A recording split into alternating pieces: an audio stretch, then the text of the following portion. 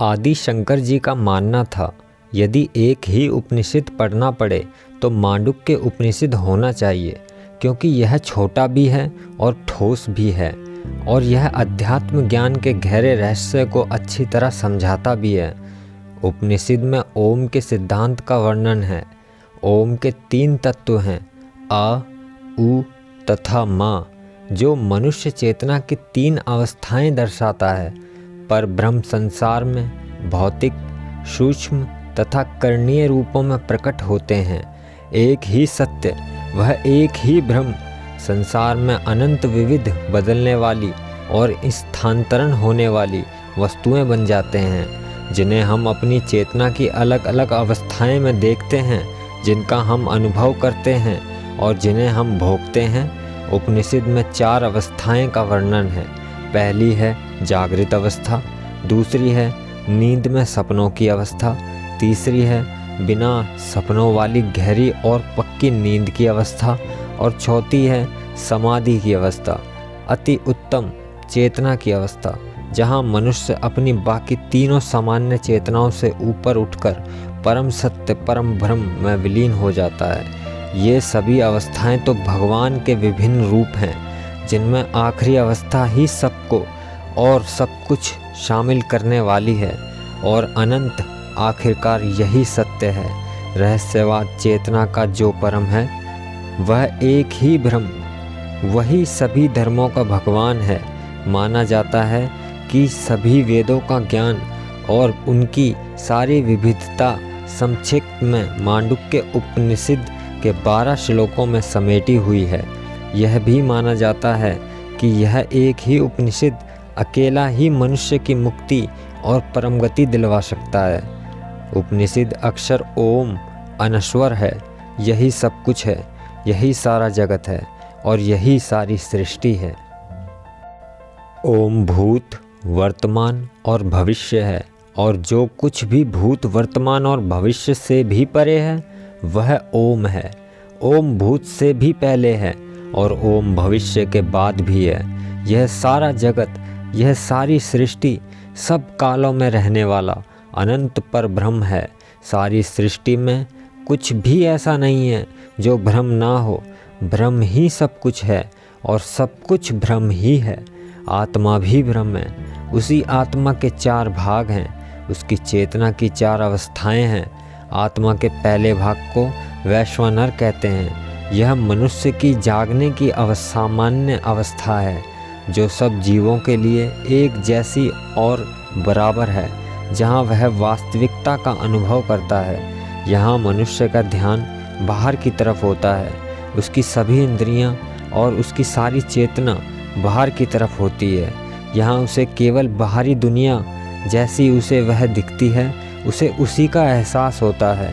यहाँ वह उस बाहरी दुनिया के भौतिकी पदार्थों का अनुभव करता है और सारे संसार को उसकी सारी विविधता में भोगता है। यह मनुष्य की भौतिकी स्थिति है। मनुष्य के दूसरे भाग को तेजस कहते हैं। यहाँ मनुष्य अपनी ही रची हुई नींद में अपनी सपनों की दुनिया में जीता है। यहाँ उसकी सभी इंद्रियाँ, उसकी सारी चेतना और उसकी सारी समझ उसके अपने ही अंदर केंद्रित है और वह अपने ही मन द्वारा रची गई अपनी सपनों की दुनिया के सूक्ष्म तत्वों को भोगता है। यह उसकी मानसिक स्थिति है। आत्मा का तीसरा भाग प्रज्ञा कहलाता है। यह मनुष्य की बिना सपनों की गहरी और पक्की नींद की अवस्था है। यहाँ उसका मन विश्राम करता है और उसकी जागरूकता रुकी हुई है। प्रज्ञा, वैश्वानर और तेजस इन दोनों अवस्थाओं का द्वार है। इस अवस्था में ना कोई सपने होते हैं और ना ही कोई इच्छा होती है। प्रज्ञा में कोई मन नहीं होता।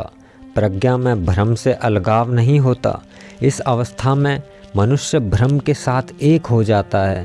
प्रज्ञा में मनुष्य की चेतना अभिभावित और एक रूप हो जाती है।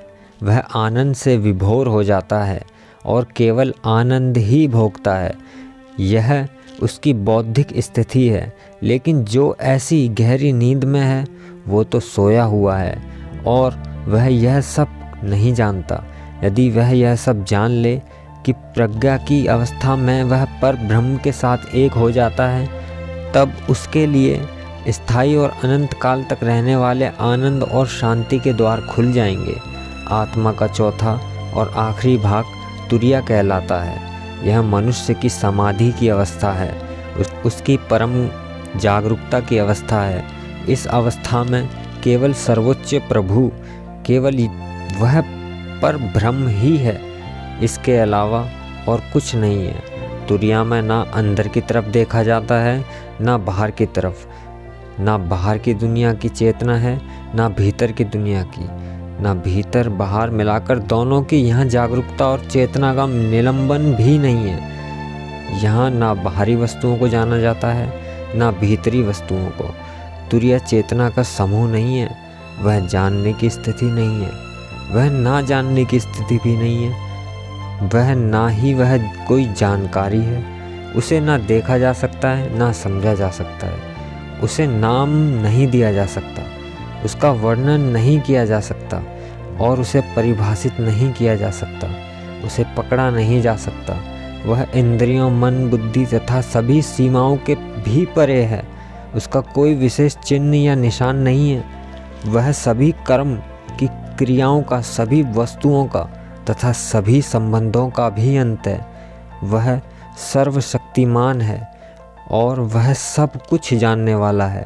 वह सारे व्यक्त अस्तित्व का, इस सारी सृष्टि का प्रभु है और वह सभी जीवों के हृदय में उनका अंदरूनी नियंत्रक और उनका शासक बनकर निवास करता है। वह सबका मूल आदि कारण है, वह सबका आदि और अंत है। तुरिया पर ब्रह्म के साथ एक होने की, ब्रह्म से मिलन की और ब्रह्म में विलीन होने की अवस्था है। ब्रह्म ही में सारा जगत स्थित है और इसी में जगत का विश्राम है। ब्रह्म अथाह प्रेम और शांति है, वह अद्वैत है, वही जीवन का परम लक्ष्य है। इसी ब्रह्म को हमें अनंत है आखिरकार पाना है। यही आत्मा है, यही प्रभु है, यही ओम है। ओम जबकि अविभाजित है, फिर भी इसके 3 तत्व हैं, 3 ध्वनियाँ हैं जो इसके 3 अक्षर अ, उ तथा म है। ओम का पहला अक्षर अ उसका पहला तत्व है। यह पहली अवस्था वैश्वानर है। भारी जगत का अनुभव पहला होने के कारण यहाँ कर्म और उपलब्धि आरंभ होते हैं। जो इसको अच्छी तरह समझ लेता है वह अपनी सभी इच्छाएं पूरी करता है, सफलता पाता है और वह संसार में श्रेष्ठता प्राप्त करता है। ओम का दूसरा अक्षर उ उसका दूसरा तत्व है। यह तेजस की अवस्था है, नींद में सपनों की अवस्था है, भीतर के जगत का अनुभव है। उत्कृष्ट होने के कारण यह उत्कृष्टता और एकीकरण की शुरुआत होती है। जो इसको समझ लेता है वो अध्यात्म ज्ञान की परंपरा को बढ़ाता है और जीवन की विविधताओं को मिटाता है। वो सबको एक ही नज़र से देखता है और सबके बराबर बन जाता है। उसके परिवार में सभी आध्यात्मिक जीवन बिताते हैं, सभी ब्रह्म को जानते हैं। ब्रह्म को ना जानने वाला उनके परिवार में पैदा नहीं होता। ओम का तीसरा अक्षर माँ उसका तीसरा तत्व है। यह प्रज्ञा की अवस्था है, गहरी और पक्की नींद की अवस्था है, जहाँ सपने नहीं होते, जहाँ मन विश्राम करता है और जागरूकता रुक जाती है। इस अवस्था में मापने और विलय की शुरुआत होती है। जो इसे समझ लेता है वह सब कुछ माप लेता है और जान लेता है। वो सब कुछ समझ लेता है और उसे अपने में ही विलीन कर लेता है। अक्षर ओम एक ही शब्द के रूप में आखिरी अवस्था तुरिया है। यही पर ब्रह्म है, यही परमात्मा है जो अविभाजित बिना भागों के है, बिना तत्वों के है, अद्वैत है, सौम्य, दयालु और कृपालु है, जिसमें सारा विश्व स्थित है और जिसमें सारी सृष्टि घुल जाती है, जिसमें सृष्टि का विलय होता है। यह ब्रह्म, वह परमात्मा एक ही है, उस जैसा दूसरा कोई नहीं है। इस प्रकार अक्षर ओम ही परमात्मा है। जो ओम को परमात्मा जानता है वह स्वयं परमात्मा बन जाता है।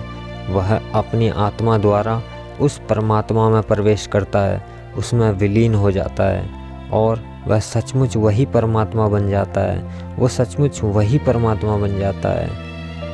मांडुक्य उपनिषद समाप्त। ओम नमः शिवाय।